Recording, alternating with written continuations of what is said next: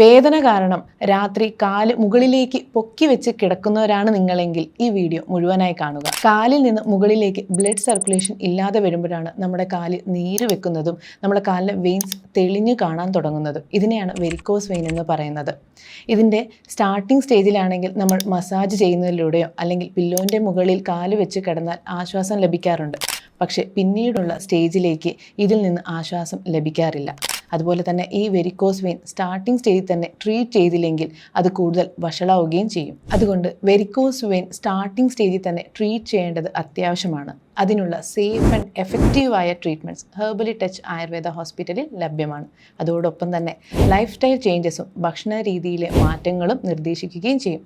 അപ്പോൾ നിങ്ങളും varicose vein കാരണം ബുദ്ധിമുട്ടുന്നവരാണെങ്കിൽ ഇന്ന് തന്നെ ഹെർബലി ടച്ചിൻ്റെ കൊയിലാണ്ടിയിലോ പയ്യന്നൂരോ ചെങ്ങന്നൂരോ ഉള്ള ആയുർവേദ ഹോസ്പിറ്റലിലേക്ക് പോന്നോളൂ.